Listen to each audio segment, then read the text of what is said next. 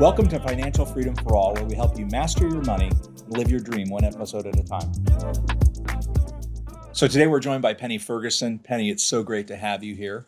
And Penny is the founder of The Living Leader, one of the top leadership development and training organizations here in the UK and in Europe. And they've worked with over 80,000 leaders from 85 different organizations in 6 languages, soon to be 7, as I heard today. And she's also the author of the best-selling book, The Living Leader. And in that book, 150,000 plus copies sold. You're also the creator of the Personal Leadership Program, which is, I've been in leadership development now for 35 years. And it is the finest leadership development course I've ever had the pleasure of being a part of. So, and I say that with no reservations whatsoever. It is used by organizations like BP, Barclays, Marks and Spencer, Aviva, and others who have prospered and benefited because of the teachings of the Personal Leadership Program and the Living Leader. You're also a pretty high demand keynote speaker. And the thing I love for our audience is you also own and run a family business. You're involved with your daughters. So Emma and Lucy are not Lucy. No, just Emma. Yeah. And then most importantly, fantastic dinner party host and a dog lover. So Penny, so good to have you here with us. It's a pleasure to be here. Well, we've known each other for quite some time. You were telling me, how many years is it? 2011 was when we first got introduced. So so it's been now 14 years. Time. So yeah, it's been good. And I have had the pleasure of not just going through your course, but also getting trained in it to facilitate it. And so I've gotten really deeply connected with the materials and things that you have taught and developed over your last 30 plus years in leadership development. But before you were the Living Leader, Penny, tell us a little bit about who you were and who you are. Well, this is the crazy thing in some way, because I was a housewife and a mother. I had 6 children between the ages of 21 and 29. I was very busy, permanently pregnant. And I have to admit, I changed husbands in the middle. But I think for me, there was a huge turning point. I never really knew quite what I wanted to do. I always believed I wanted to make a difference. And it was interesting. Invariably, all my friends used to come. If there was a problem, go and talk to Penny. And of course, I always thought I was really good at helping them solve it, i.e. giving them advice, telling them what to do. But my life really changed 32 years ago. At the age of 50, my life was in a very bad space. I'd just come out of my 3rd marriage. I'd lost all the money that I ever had. And every marriage that we went into, I was the one with the money. To give it sort of an equivalent, I guess, in this day and age, it would be about 4.5 million that Dad gave me when I was 18, and hadn't got a clue really how to do it, but had always been brought up with the man is the one who looks after the finances. So, of course, when any of my husbands said, "Oh, I want to invest in my business," then I'd hand over the money. So here was I at the age of 50, having lost everything. I'd lost all my confidence. I didn't know what I wanted to do. There was still this burning drive that I wanted to make a difference. But worst of all, my second son, who had become schizophrenic at the age of 18, had just died at the age of 26. So I think you'd say my life was somewhat in free fall. And the next year was a journey of me trying to find out what I wanted to do. And I did all sorts of things, nothing like I do now. I qualified in massage, sports massage, aromatherapy, reflexology, Reiki healing, and became a qualified hypnotherapist. And Orasoma was one that I became really quite keen on and enjoyed. It was one of the more spiritual things I did. But as well as that, in that year, I went on a lot of personal development workshops. Some of them really, really spiritual. I remember some of them tipping up thinking, oh, God, who can I get to phone you saying there's a crisis at home. You need to leave immediately. Come out to your body, flip round 3 times and pop back in again. I was thinking, God, what is this all about? But through to names that everybody's heard of, Tony Robbins, Landmark Education, all of those. And one of the things that had really fascinated me, had always fascinated me, was on personal development. How do people take that back into the workplace? And I met a lot of very senior business people especially Tony Robbins and Landmark Education. And 99% of them said, no, you can't take this personal development stuff into the workplace. And I thought, that's really odd.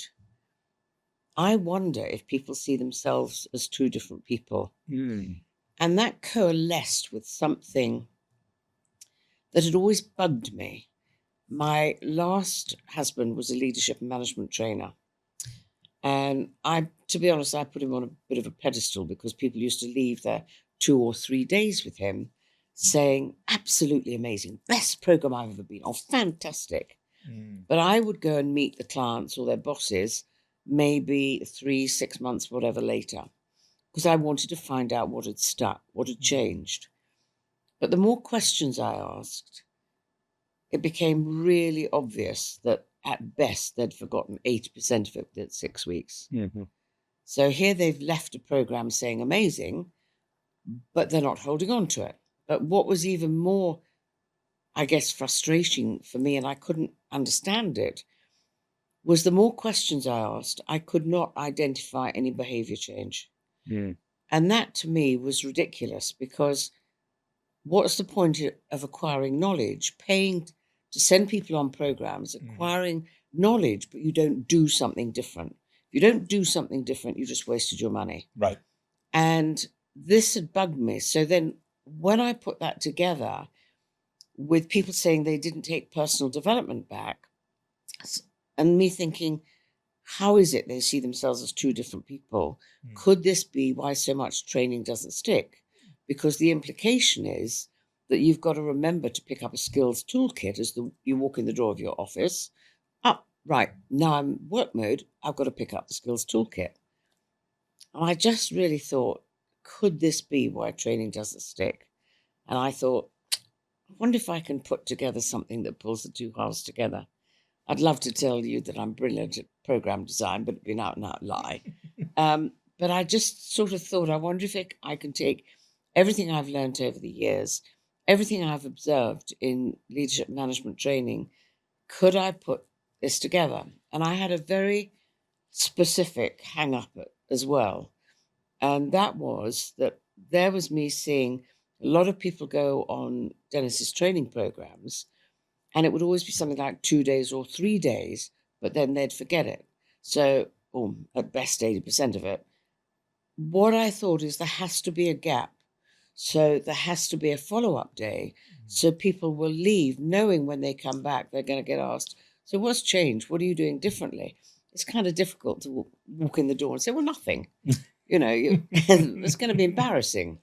So I thought if they can feel that they're still on the program, there's going to be a better chance of something sticking, and you can then build on it. So I put this program together. Nobody knew who the heck I was. I was a housewife, for God's sake. But I managed to persuade 6 people to come and pilot it. And it ranged from a managing director, who's a friend of mine, through to a housewife going through a crisis. So it was either a friend or a friend of a friend or whatever. And I did this from where I lived at the time. I did it in my dining room. And that was a bit of a challenge because at the time I had 9 long-haired Jack Russells, but I had to keep quiet in the kitchen at the same time. And I was so nervous. I'm sure they must have heard my voice trembling and everything. I was very nervous. Anyway, I delivered these first 2 days, and I'll never forget what happened next. Somebody whose name I will remember always, called Annabelle Parahia. She was head of all development training for Sun Microsystems in the UK. And she came to me at the end of the 2 days and she said, Penny, that 2 days has just changed my life. I thought, oh, how amazing. I hadn't got the faintest idea why. And she said, I want more people from Sun to come through it and see what they think. So suddenly I found that I was running programs for Sun Microsystems. And that was when my learning began, because the first thing that I began to realize I had not understood leadership before. I hadn't. I may have been listening to Dennis, observing. I hadn't understood it. And the next thing I realized, which was very interesting, was that it was incredibly simple. Leadership is incredibly simple. May not be easy, but it's incredibly simple. Yeah. And that's where my journey began. I began to deliver the programs, and it was that year of delivering programs that gave me my real understanding of leadership. That's when my life changed. But it was a year of learning what really is leadership about. And the most important thing was that I realized it's not a set of skills that you've got to pick up when you walk in the office, in wherever you put your focus on work. It's not about that. It's about every minute of every day of your life. And my most important leadership role was bringing up my 6 children. And I'd made a complete mess of it when I look back. What I'd been doing was managing them, not leading them. And that was a real wake-up call for me. So that's when my journey began. You'd have to say I was a slow learner. I had to go through 3 husbands before I worked out that I might be part of the problem. And I had to lose all my money before I turned my life around. It'd been good if I'd been a quicker learner. But that's where my leadership journey began. And since then, it's a passion that just grows and has never left me. You know, it's interesting, Penny, because so often we hear leadership presented as this kind of set of disciplines or skills that if you just master these, then you will become an effective leader. But your experience and my own experience, I think, vary quite differently in our viewpoint on that. Unpack that, how you view leadership as compared to this idea of it kind of being this siloed thing. You're talking about a more holistic view, I think. Yeah, I am talking about a much more holistic view. I mean, the really simple way of thinking about it is the minute you influence another human being, you are in fact leading. Yes. And that's where you can get a bit of a dilemma, because you immediately begin to think, to influence them, I've got to be giving them all the pearls of my wisdom. I've got to be giving them advice. I've got to be telling them what to do.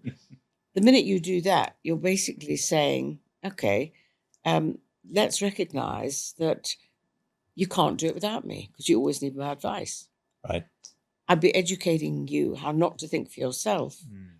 And on top of that, you could never be better than I was yesterday, because it'd be coming out of my head, my experiences. So for me, leadership is more about listening than telling. It's more about heart than head. It's more about giving than getting. It is choosing who you want to be in your life.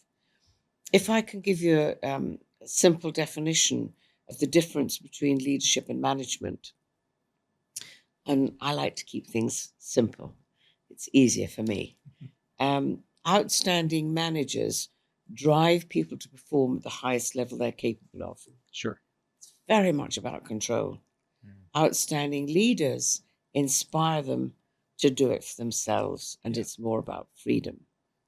Now, when I look back, I say I was managing my children.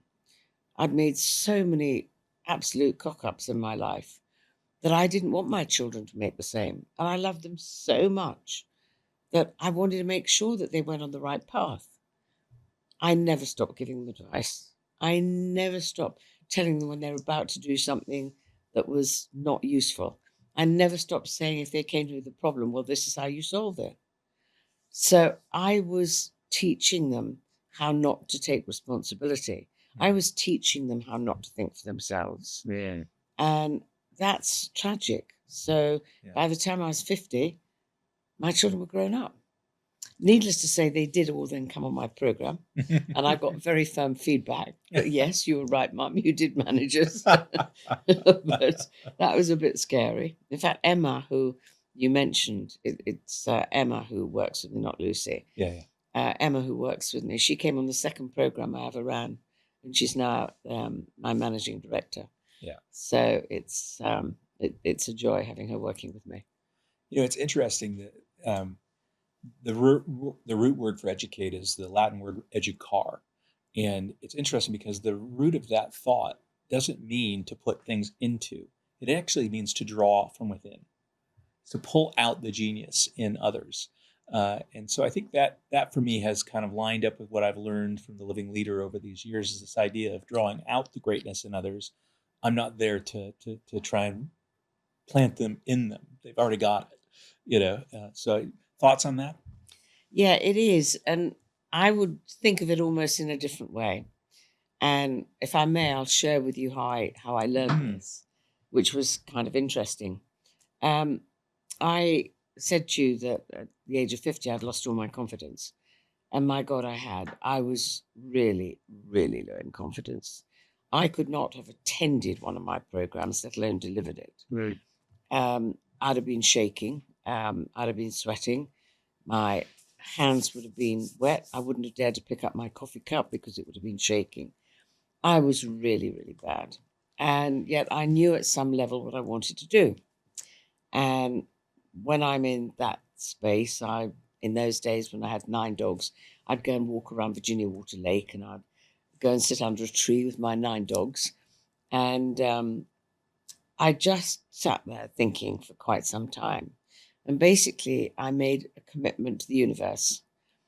I said, I will stop saying no to everything. I'll stop walking away from everything. Yeah. I will move through this confidence problem, whatever it takes. So now, whatever I get asked to do, I will say yes. I will move through this. And I actually believe when you make that sort of commitment, invariably the universe hears and decides it'll bowl you an opportunity. And so it was my elder daughter on this occasion, Lucy, had phoned me up. Now, one of the things I said I did was Orosoma color healing. Kind of difficult to explain. People have never heard of it. But basically, you have a set of crystal bottles about this big, about 2.5, 3 inches tall. And they're full of oil and essence. And oil and essence doesn't mix. So they were all colored. The colors separated. So you had 100 of these bottles. Blue over red, pink over green, pale blue over dark blue, purple over pink, all different colors. And you put them on these stands and they're lit up. And you can ask somebody to choose 4 bottles and do a reading of their life at a physical, mental, spiritual, practical level. And so this is one of the more spiritual things that I did on my journey. And Lucy at the time, she had her own beautician, her own place down in Heathfield. And she had an upstairs and downstairs, an alcove on the wall. And I gave her 3 or 4 of these bottles because they were lit up and they just looked stunning. And Luce phoned me up and she said, Mum, I've just had a couple of people come and ask me what these bottles are. She said, I can't explain it. Would you come down and do a little talk? God. Oh. No, commitment to the universe? Yes. Yes, darling, of course. When? Booked it about 10 days hence. So in the next 10 days, I kept waking up at night thinking, oh my God, I've got to go and do this talk. How's it going to go? What's it going to be like? Am I going to get it right? All of this stuff going on in my head.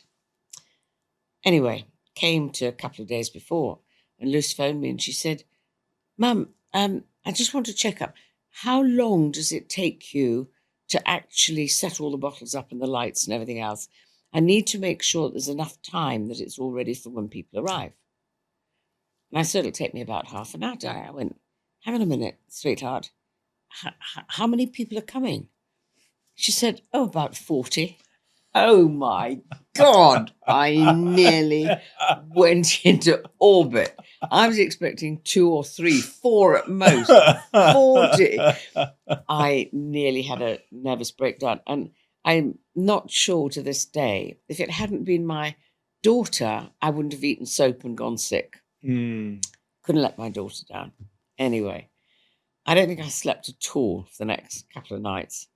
And I always think when at some level you're ready, the teacher appears. And there was this guy that I only met him about 3 or 4 times, but I used to have long conversations on the phone with him about the meaning of life. He was an avatar. He was very, very spiritual.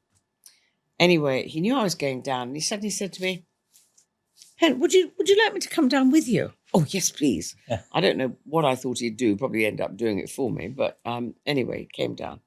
And driving down in the car, he said, how are you feeling about tonight? I said, I'm absolutely petrified. He said, tell me why. I said, well, I might go and get the words wrong. I won't remember what I've got to say. I'm going to be in such a state of nerves. They're going to hear. My voice is going to be shaking. And all of this came out. And he went, wow. Anything else? Yes, I mean, my hands might be sweaty. I might drop one of the bottles. It'll splash on the floor. And, and I went on and on, all this coming out. And eventually I ran dry. I will never, ever forget what he said to me next as long as I live. It's like a silver bullet went here. He said, why are you thinking about you?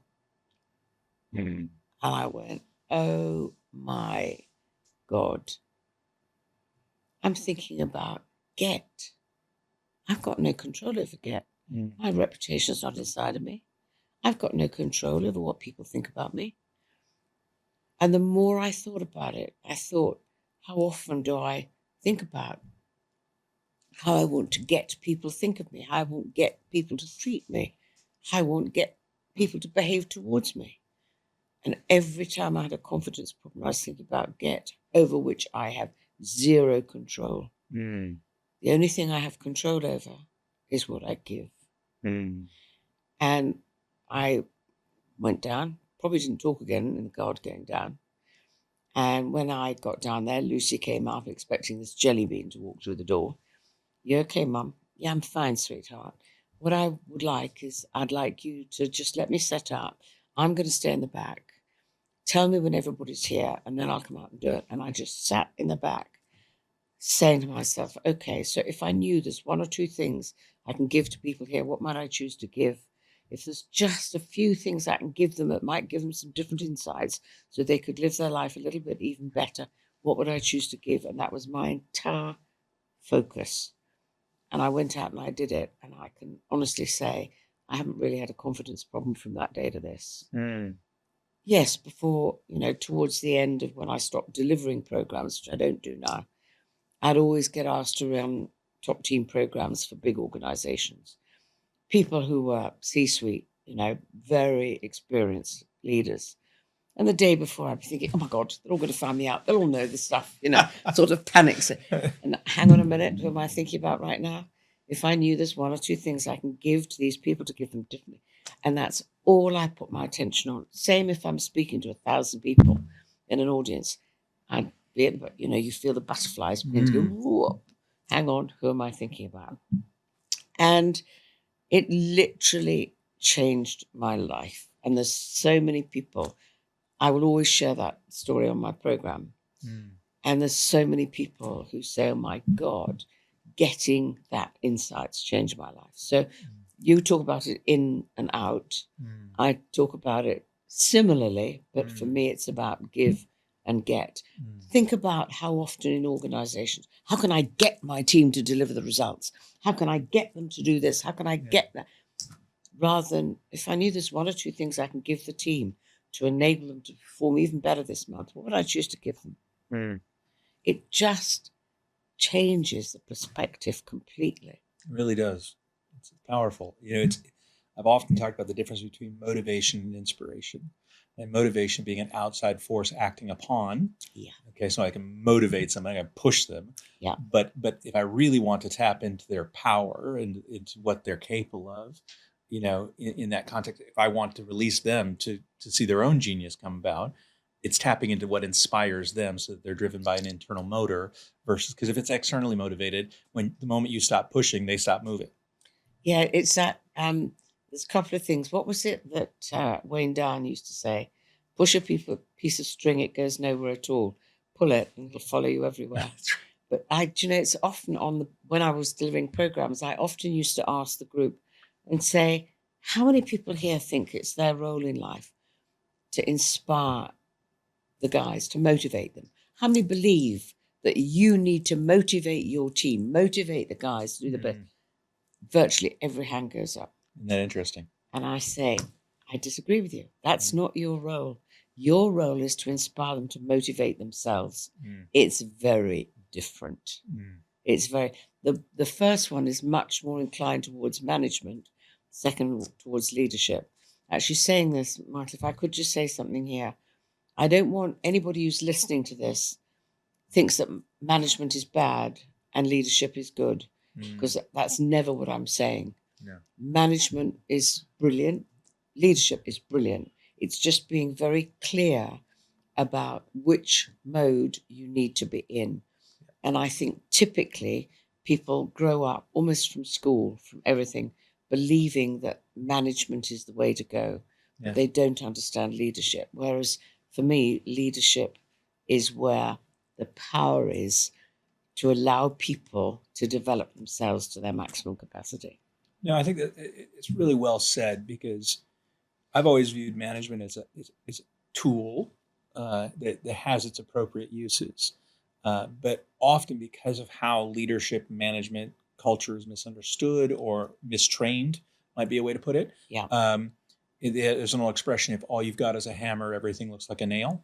I love that. And so this idea that we start leaning into these things, and especially if you do tend to be more of the task orientation versus people orientation, Yeah.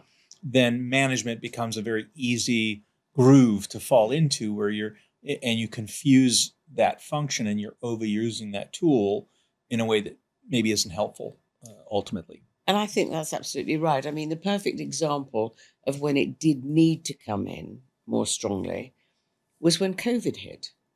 You know, suddenly senior people were having to make major decisions about their company. Mm-hmm. They were having to make people redundant. They were having to, suddenly everybody was working from home. Mm-hmm. They had to do that.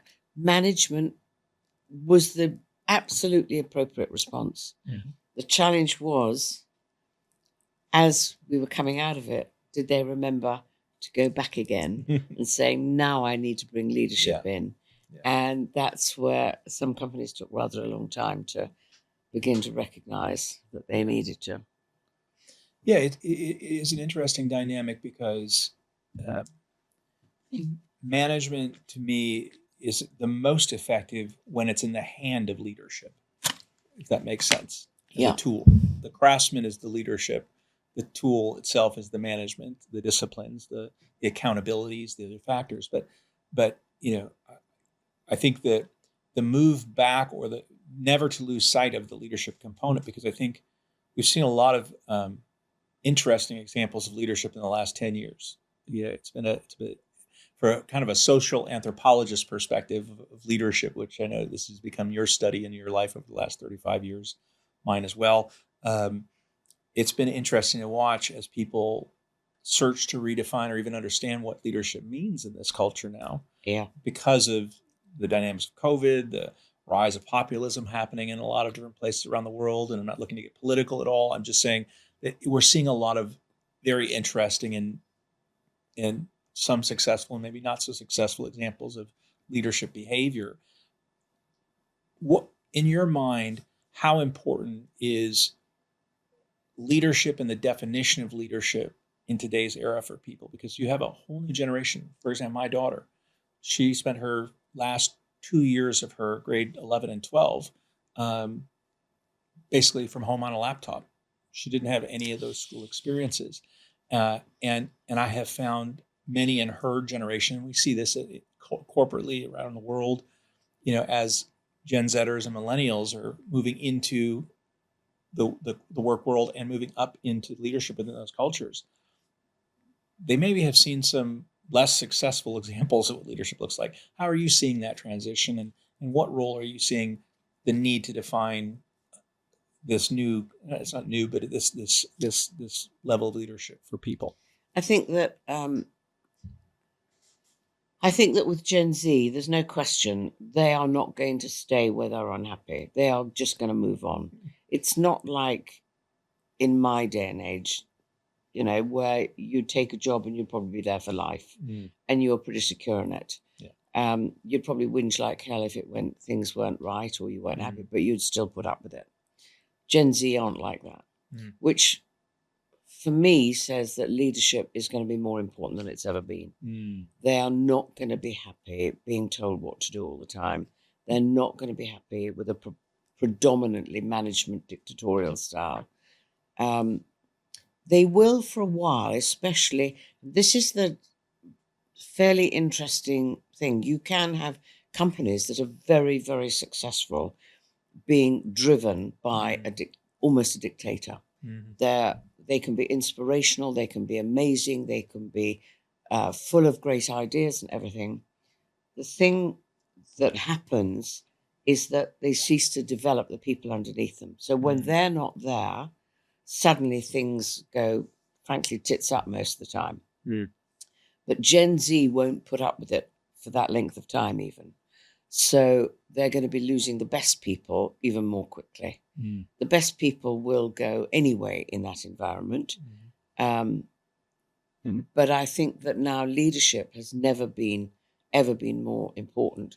I often get asked, who are the leaders that you think are really good in organizations? And I will never, I know this sounds crazy, I will never answer that question unless it's somebody I know personally. Because you can see a successful organization and you can think, that's got to be a great leader at the top. No, it may be a great manager. But what's going to happen if they step away and the people haven't been developed underneath? The leaders there are some leaders I know who are outstanding. And I'm really happy to say whatever company they then go into, they've always taken us with them. Some of them for now 30 years, wherever they've gone on to another C-suite, they've taken us with them. But they have very definite characteristics. Yeah. The thing that for me is probably most important characteristics of a great leader is authenticity. Absolutely have the courage to be who they are.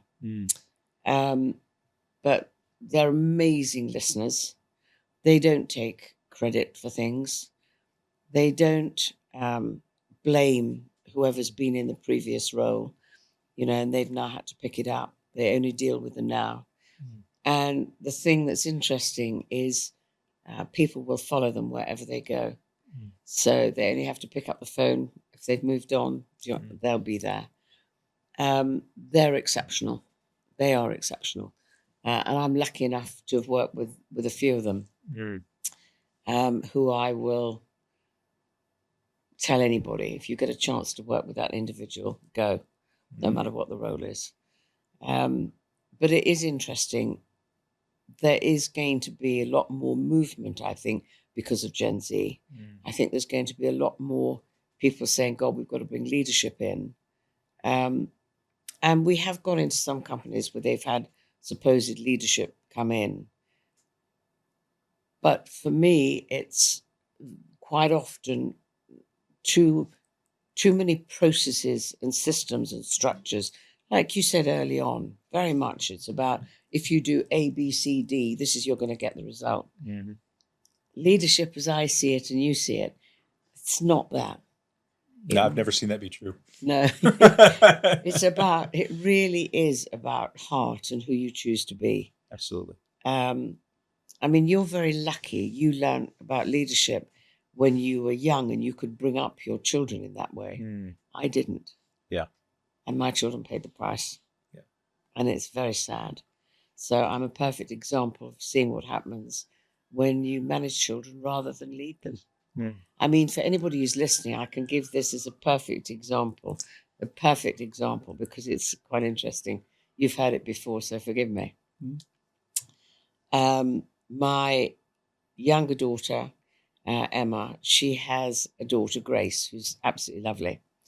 And Grace, at the age of 8, came back from school one day and said, Mummy, I don't want to do my homework today. Now, I know what I'd have done. And I go, now, darling, do you realise how important it is? You have to do this, because if you do this, you get good results at the end of the year. And if you do it, and I'd have gone into a whole bloody explanation. At the end of it, I'd have just said, bloody well, go and sit down and do it. You can't watch TV until it's done. I know that's what I'd have done. Emma didn't. She went, that's all right, Danny.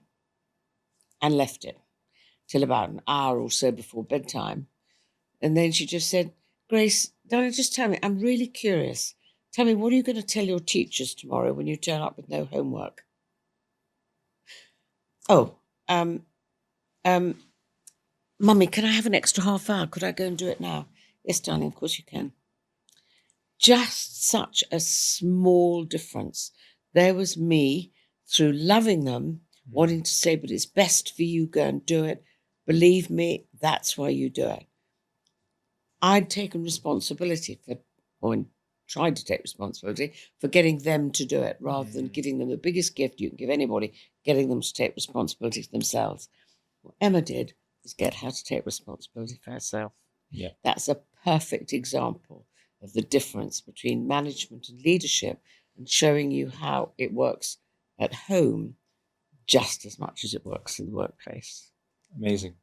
It's part of the dynamic that you've developed at the Living Leader and all the rest is moving the focal point of control, because you talk about in integral leadership this idea that corporations are wanting predictability, so they're driving for predictable, controlled outcomes, because obviously they have shareholders and stock and quarterly earnings reports, and they have all these things that they are going to be held to, and those are happening whether they like it or not. Yeah. And so obviously it seems sensible on the surface to drive, almost ad nauseum levels of control into the organization to drive predictability. We Six Sigma ourselves to death in these areas. And then there's this other side, which is the nature of humanity itself, which is the desire for autonomy and empowerment. And these two forces sit at quite dynamic odds to one another. Yeah. And where often the personal development world that you talk about, which is really feeding that personal autonomy and freedom world, has generally been an oil and water scenario. You found something in there. You found it, and you put a wrapper on that, this concept of personal leadership. And tell me a little bit more about how you had that aha moment through your experiences developing the personal leadership program, but how that kind of formed into what is the DNA of the Living Leader today. That's an interesting question, and I'm just going to give one perfect example of where you have that conflict before I say what is it that's got me to that point. Safety. Safety. So often in organizations, it's key. I mean, obviously Anglo-American, which is one of our biggest clients, and where it's mining. Mm-hmm. I mean, really key. So there's processes and systems coming out of your ears. Mm-hmm. And when you do get a bad accident or a tragedy, what do they go and look at? Process and systems. What other systems do we need to bring in? And it's where we challenge hard and say, is it a process and systems issue, or is it a leadership issue? Because for leadership, one of the key things for leadership is responsibility. Well, if people aren't taking responsibility at an individual level, then all the process and systems in place, they're not going to stick. They're not going to work. Yes. And really beginning to recognize that applies to every single human being who's in that company. So, for example, you could get on a mining site, you could get somebody who, what they do is they say you've got a 10-mile-an-hour speed limit for everything that's driving around. So people's individual cars when they come on site, as well as the machine, whatever it happens to be. And the boss comes in and he drives at 15 to 20 miles an hour. That doesn't just make them pick him out. That makes him say safety doesn't count. Yeah. So it's really beginning to say, how do we do this? Now, I really wasn't aware of its importance, probably even the first 2 years of delivering the program. We were just delivering the program. That was it, okay? Until we had to roll it out throughout an entire police force. And of course, they've got bloody bureaucracy coming out of your ears. Now, we rolled it out throughout the entire police force. The more we did that, the more I began to learn, hang on a minute. Are we going to say to every organization we go into, you've got to change all your process and system? It's not going to work. And there are things like PACE, there are things like all sorts of things that they have to conform to. What we discovered more is raising the importance of asking questions. So along the lines of the process, if you knew that safety is key here, how do you think you might handle it to get people to own it? So you ask questions a lot more around the process and systems. If you knew that this new system is coming in place and is going to work, and we want people to feel good about it. How do we think we can approach it? How do we get? So you're asking people to become involved and think about how they can take ownership. But in the beginning, I wasn't even remotely aware of it. It was only as we began to work with it, we began to say sometimes processes and systems are going to work against what you're wanting to achieve. It's interesting. I'll get the details wrong, so feel free to correct me on this. But I believe one of the organizations you worked with was in the grocery space, and they had some detailed, exhaustive study on how to greet customers that was just absurd. And I think you flagged that for them, and there was some dynamic in there where you kind of gave them the aha of saying, "Wait a second, you know, you're telling me these people don't even know how to say hello to someone." Yes, we've had some really interesting things. That was very much about getting people to understand what was going on, but that was working at a slightly deeper level, Michael. That was working at the belief level, getting people to believe something different. If you want me to talk about that, I'm happy to talk about it. Yeah, that was an organization we were working in, and it was the store managers, and this was true of the store managers almost across everywhere. They used to dread the directors coming in. All the directors had a role to go and visit the stores. And if it was the finance director, they probably only did, I don't know, 2 days a month visiting stores. If it was the sales and operation director, they were probably doing 4 days out of 5 visiting the stores. But they always told the managers they were coming. And what they said is, we're here to support you. That's what we're here to do. Not what the store managers believed. The store managers believed they're here to check up on us. And that belief, it didn't matter how much the director said it, then their belief was. So what happened, and this was ridiculous. So the 1 or 2 days before the director was visiting, the store managers would go rushing around. Let's make sure everything's in line. Let's make sure that we've got it exactly the way they want it to be. And they'd be checking up. Bugger the customers. It was all about, can we make absolutely certain that everything's right with the director coming round? So then the director would come round and they'd walk in the store. And as they'd walk in, they'd be, from the minute they walked in, they'd notice. And just say as they walked in, a lot of it doesn't matter if it's a grocery store, a lot of the stores have magazine racks very near the front. They might notice a bit of rubbish under the magazine rack. Okay, so they'd walk in and they'd see that. They said, by the way, somebody hasn't checked under there. You need to make sure there's some rubbish. Okay, so they'd walk around. They may come to fruit and veg. And fruit and veg, even though it's 10 o'clock in the morning, doesn't look great. Hang on a minute, who's in charge of this department? This isn't the way it's meant to be. This is our speciality, fresh fruit and veg. Why is it you need to so be telling them what to do and how to sort it out? And they'd walk around and they'd pick everything up. They'd go and sit with the store manager, have a cup of coffee. How's it going? Well, you had a good month last month. Great. Be better, if you could do even better next month. And there's a couple of things we've identified. You need to check under the magazine racks in future, and you need to make sure fruit and veg are fine. And they'd go through all of that, and they'd leave expecting the manager to be highly motivated and feel that they've been well supported and improving performance. Of course, the store manager just thought, oh, God, I need to make sure that fruit and veg and there's no rubbish. And that's the way they thought. And yet the directors still were believing that the manager and saying, we're there to support you. They saw that as support. Yeah. The only thing that we changed was getting the director to think how to behave differently.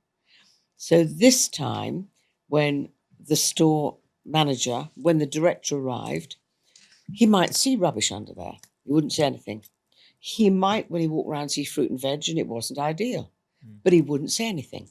Go and sit and have coffee with the store manager at the back, say, how do you think things are going? Had a really good month last month. Amazing. Be great if you could even do better this month.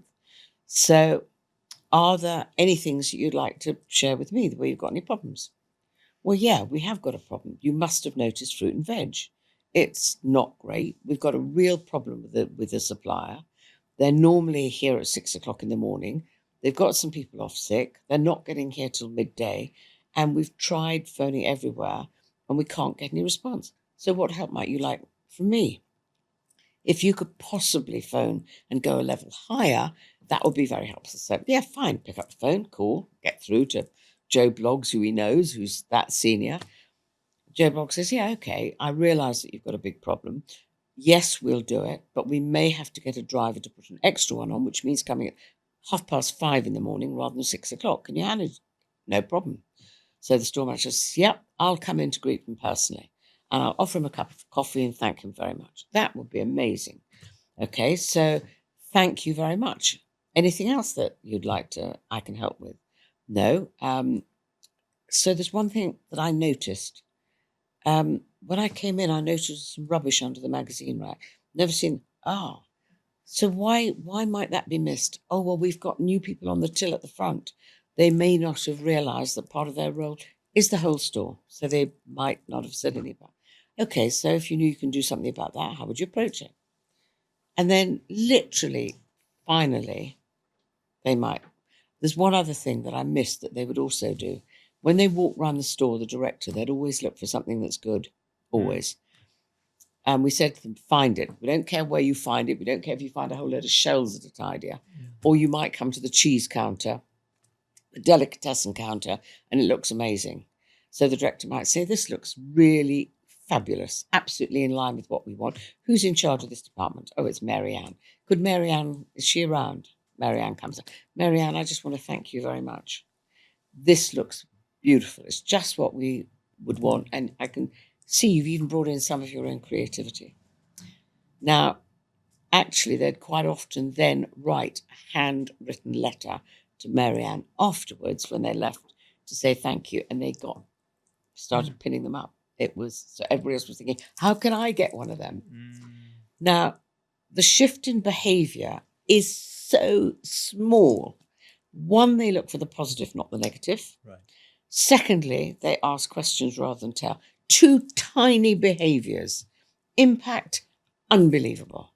What now happened was the store managers actually began to believe they've come here to support us. But it didn't matter how often they said it before, they didn't believe it because their behaviour didn't show it.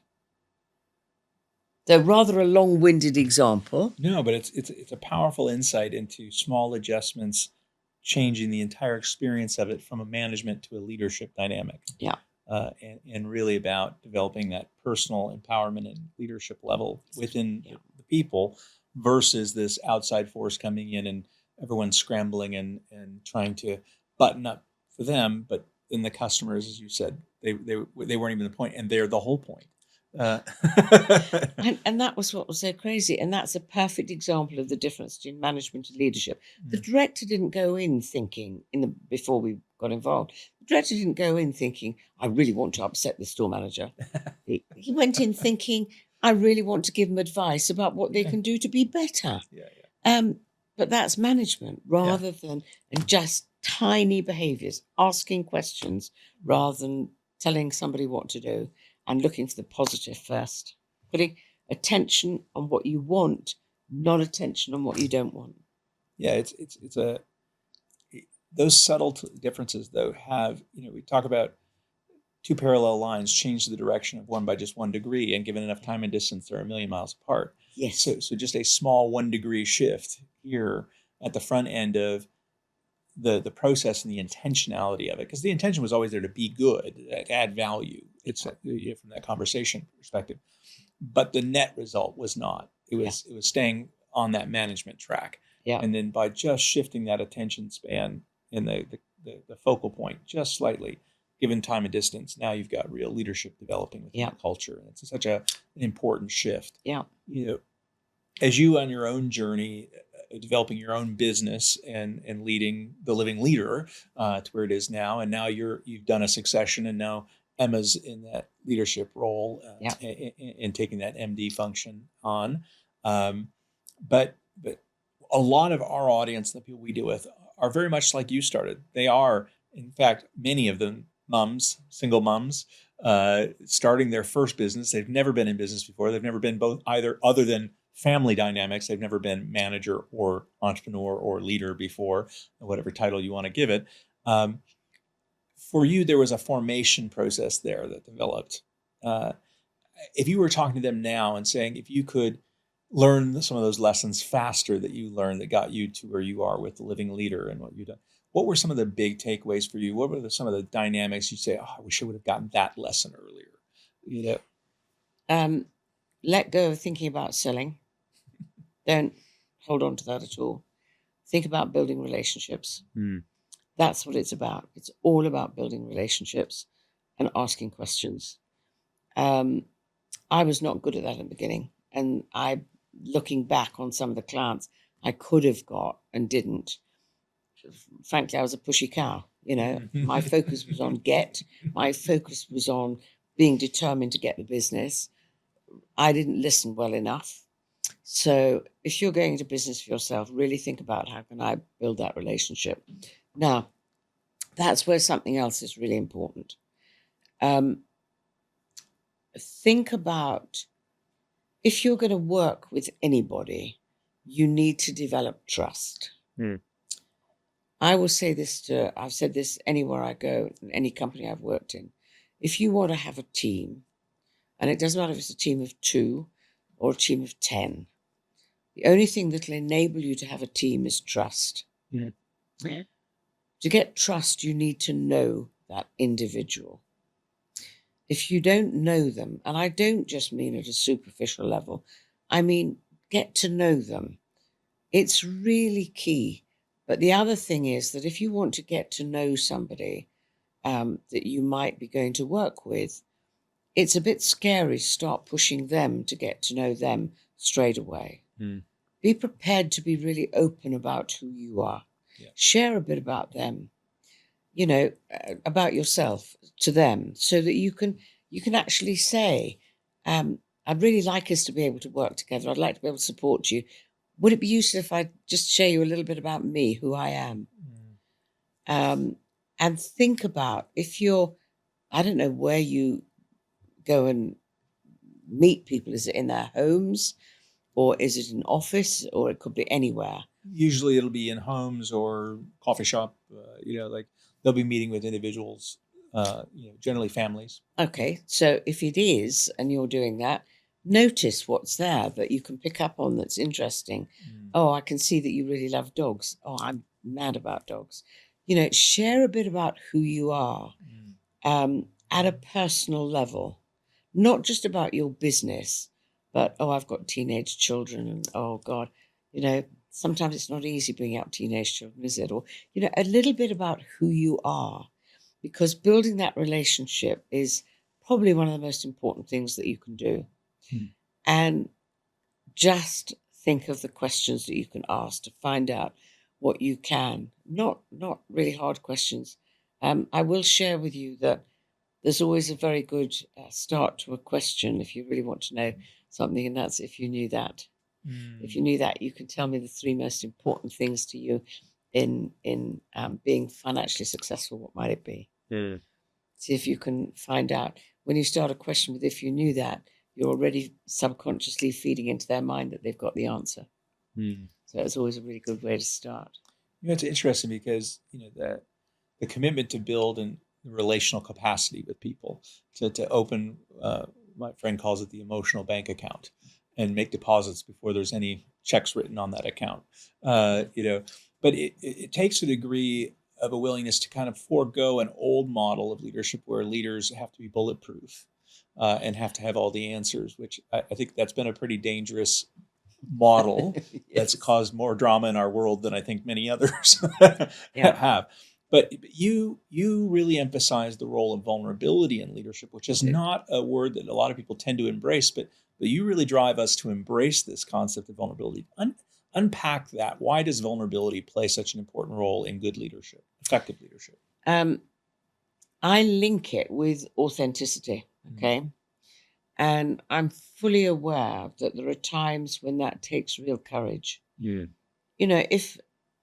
If you're in an organization and you're just taking on a new role and you really want to build trust in this new team, it takes courage to go in and be vulnerable first. But why the hell do you have the right to ask anybody else to be vulnerable if you're not prepared to do it yourself? I've been challenged a couple of times where I've really had to think about it. One, I had to think about it very quickly, and one I had a bit longer. The one where I had to think about it very quickly, and it was quite soon after I started my business. I was still a bit, whoa, what am I doing? Is it going to be all right?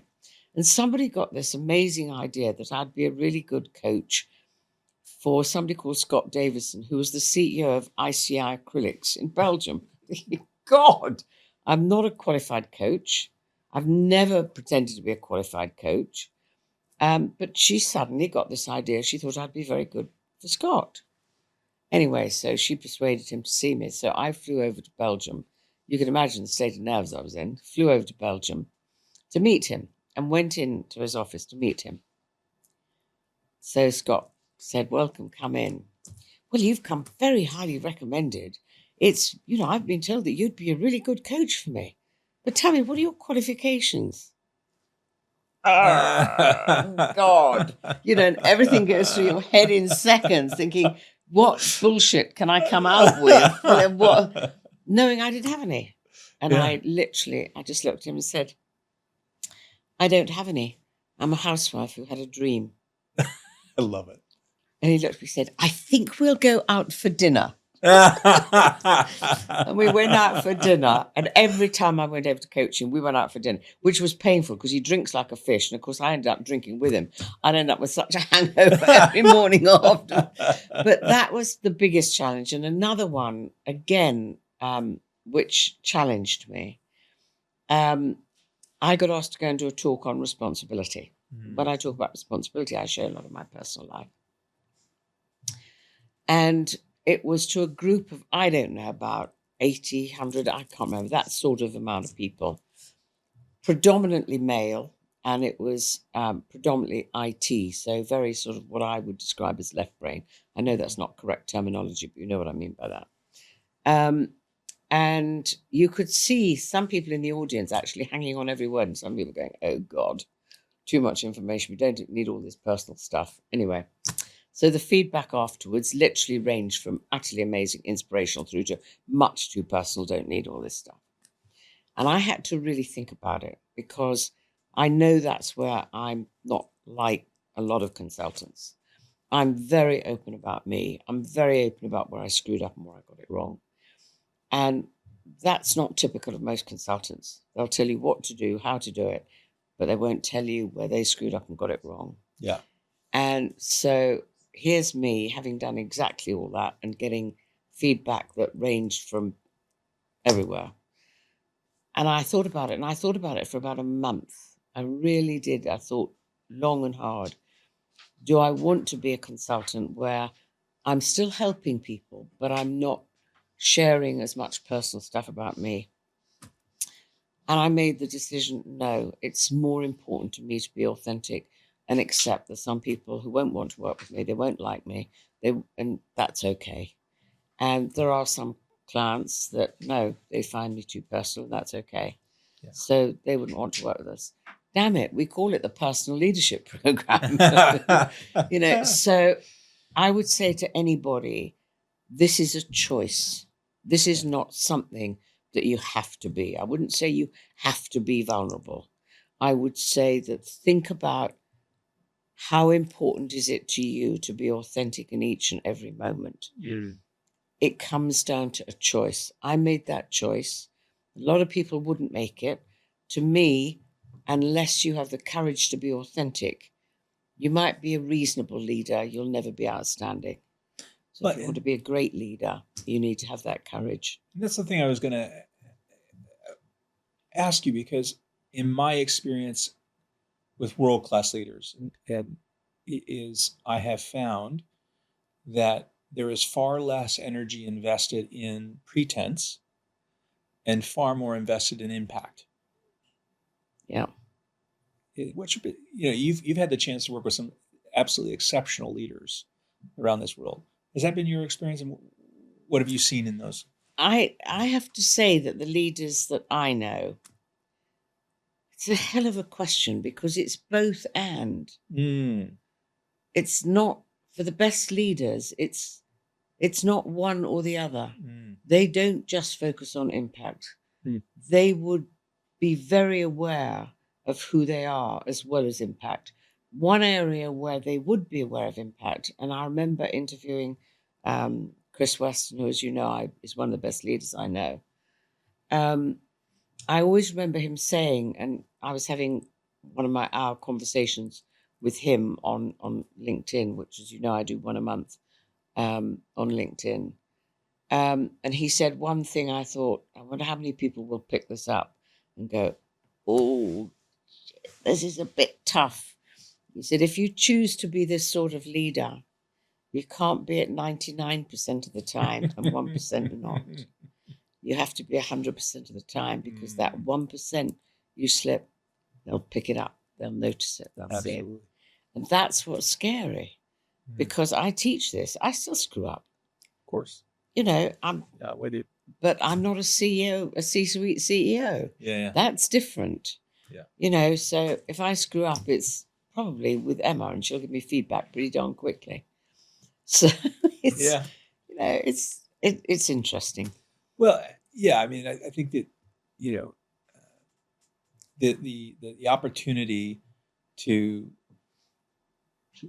when you're in that kind of a role, you embody more than yourself at that level, you know, because you're embodying the mission of the organization in many ways. You are the physical representation for many people of what the organization's values are and where it's going. So there is more of a spotlight there in that sense. But that authenticity factor, you know, I've seen in my own experience, and I work on this in myself, is you know, that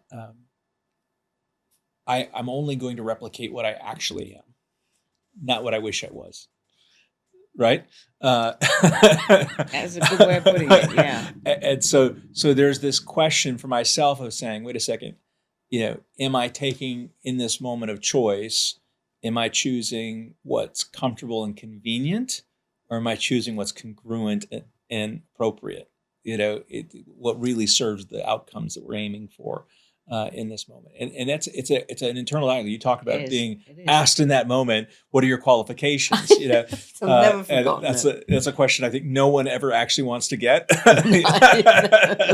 but that authenticity and wonderful leader who we've added to our team, and I love when he's presented and people big him up in any moment. He says, listen, that's beautiful. He said, but really I figured I have one skill.